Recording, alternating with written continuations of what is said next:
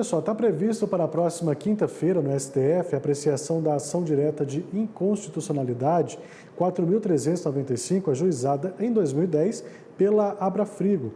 Sobre esse assunto, eu vou conversar agora com o advogado e professor da FGV, o Fábio Calcini. Professor, boa noite, seja bem-vindo, satisfação recebê-lo aqui no canal AgroMais. Boa noite, Tiago. Boa noite a todos que nos assistem no canal AgroMais. Agradeço aí o convite e estou à disposição dos senhores. Professor, essa ADI ela fala justamente sobre o Fundo Rural. Eu gostaria que o senhor explicasse para a gente relembrar o que é esse Fundo Rural e tudo que está aí envolvido com ele.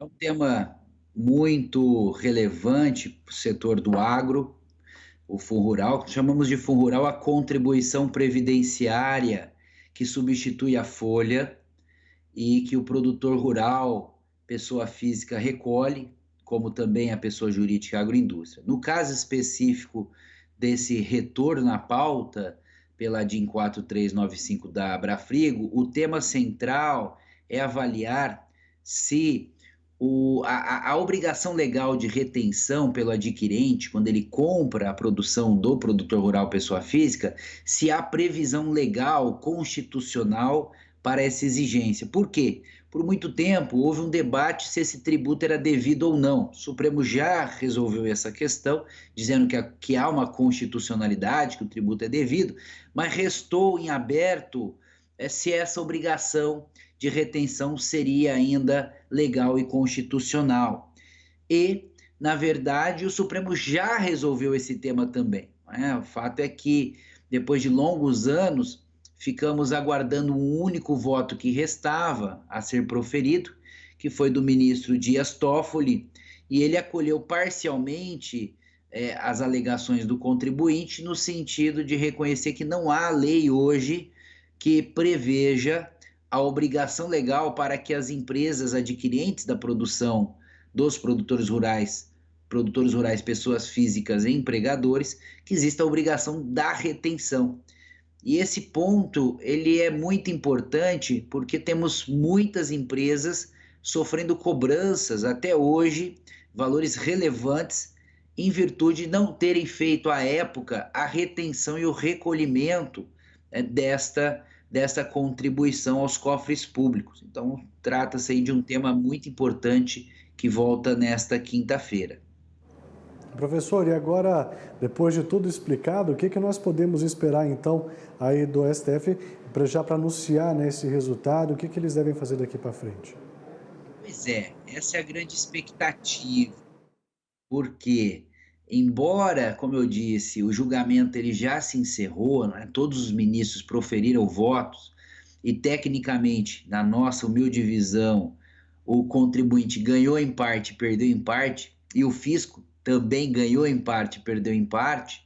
Há ainda uma controvérsia se essa questão da retenção da subrogação, o contribuinte ganhou mesmo, né?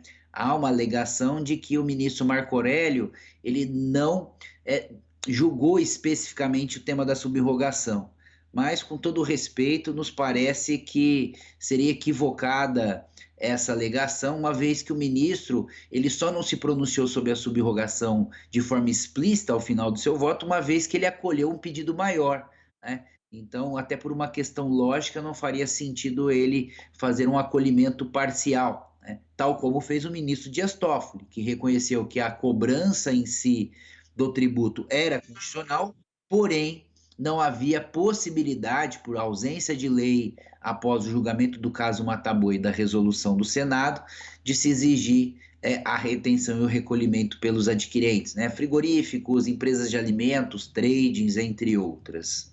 Certo, né? Então nós temos que ficar atentos aí com todas essas decisões que vão ser apresentadas na próxima quinta-feira. Depois disso a gente entender de fato os impactos que pode trazer aqui para os nossos trabalhadores do agro, né, professor? Com certeza. E o mais relevante é que, como o julgamento já se encerrou com esse placar de 6-5 sobre a subrogação, não nos parece muito razoável noticiários de que o ministro da Fazenda tem contado, né, dentro daqueles temas tributários arrecadatórios que se busca ter, contar com o Fundo Rural como um deles, uma vez que o julgamento ele já se encerrou e, na nossa visão, voltamos a dizer, o tema da subrogação foi favorável ao contribuinte. Então, a gente aguarda o julgamento quinta-feira com muita ansiedade e espera que o Supremo Tribunal Federal, como de costume, não se curve às pressões de nenhuma das partes e que, como de costume, como eu disse, ele cumpra o texto constitucional como ele sempre faz muito bem. Tá certo, então, professor. Qualquer coisa, depois de ser anunciado pelo STF, a gente recorre ao senhor de novo para você explicar para a gente aí as decisões ponto a ponto, tá bom? Muito obrigado, ótima noite e até quinta, então.